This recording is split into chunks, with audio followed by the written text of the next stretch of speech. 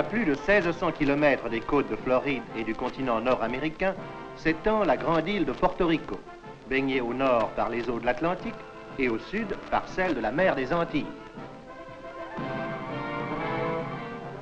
Cette île, de plus d'1,5 million d'habitants, est rattachée aux États-Unis depuis plus de 50 ans.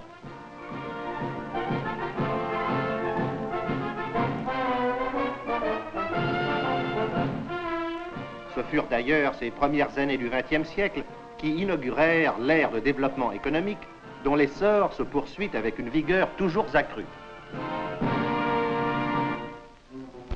Mais parce que tout développement industriel est conditionné par la production d'énergie motrice, les eaux torrentielles, qui jadis grondaient aux pentes des montagnes de l'intérieur, ont été maîtrisées et asservies. Ce sont elles qui alimentent les turbines et entraînent les machines de cette industrie en pleine expansion. L'électricité obtenue permet en outre de financer la construction de nouveaux barrages.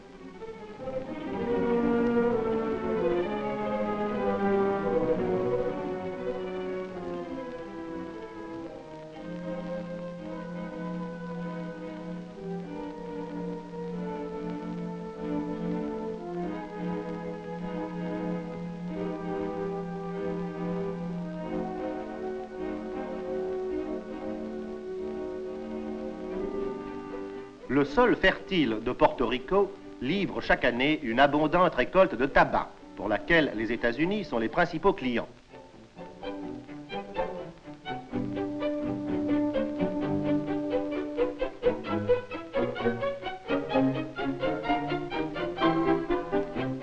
La culture de l'ananas joue aussi un rôle important. Des méthodes scientifiques, des plantations rationnelles ont en effet permis d'en augmenter le rendement et l'ananas vient maintenant au 3e rang des produits agricoles de l'île.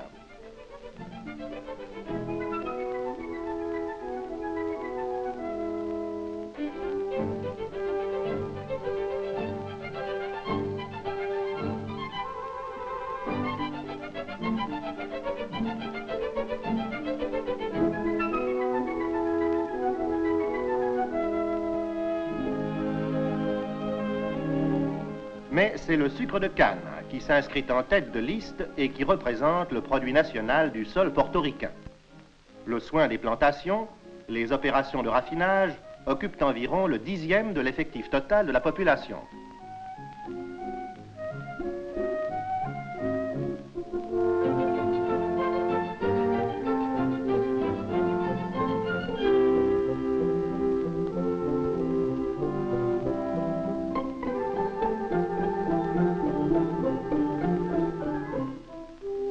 On exploite également les richesses de la mer. Des salines ont été aménagées où les eaux de la mer des Antilles déposent, après évaporation, une épaisse couche de sel qu'il ne reste qu'à recueillir.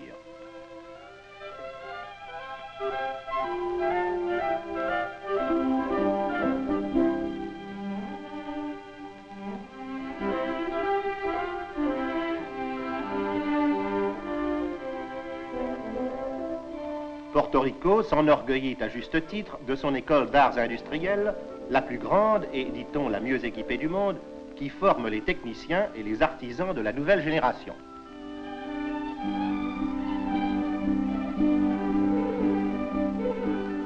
L'enseignement y porte sur plus de 50 matières différentes, y compris la pâtisserie.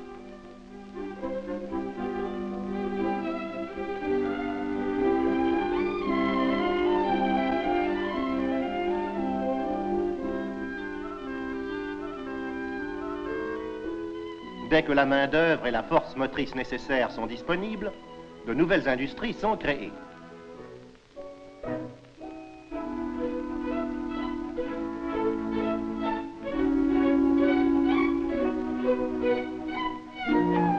Voici par exemple une manufacture de chaussures.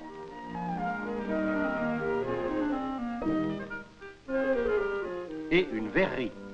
Avec l'équipement adéquat et une main-d'œuvre compétente, la production des objets manufacturés ne connaît pratiquement pas de limites. Des boutons de nacre, des fleurs artificielles, des flacons et des fournitures optiques. La liste en est infinie.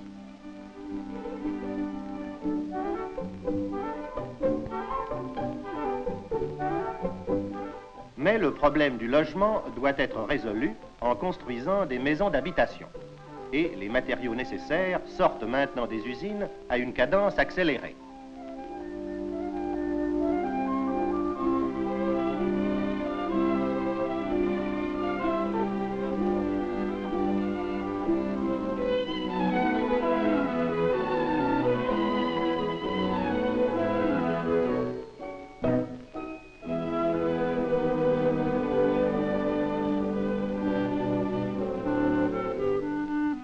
Mis en œuvre depuis bientôt 5 ans, le plan de construction industrielle appliqué en fonction du développement économique a déjà montré d'étonnants résultats.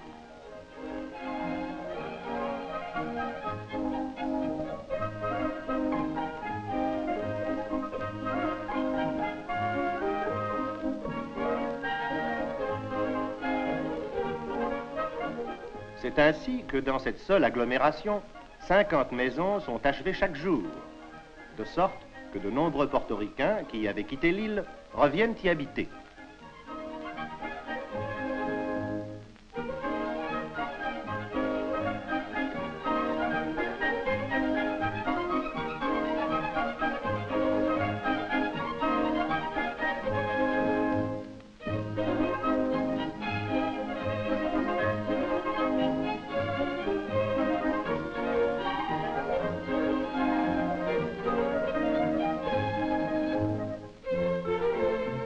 Comme sur le plan économique, des progrès ont été réalisés à Porto Rico sur le plan politique. Luis Muñoz Marín, le premier gouverneur élu, sans négliger les joies familiales, guide un gouvernement fermement progressif et travaille à préparer le jour où l'île se suffira à elle-même.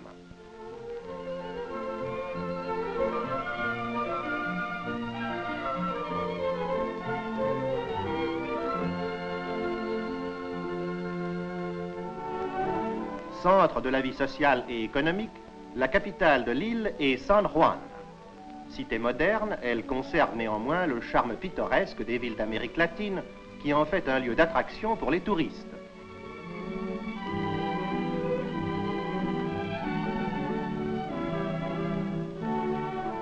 Sur l'une de ces places s'élève le monument de Christophe Colomb.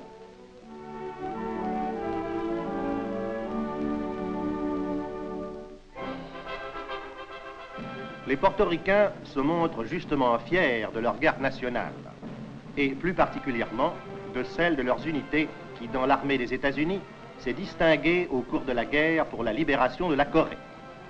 Mais, comme tous les peuples épris de liberté, Porto Rico espère en une paix mondiale durable, au sein de laquelle elle pourra continuer d'exploiter ses ressources naturelles et atteindre à son plein développement en tant qu'indépendante et fière communauté.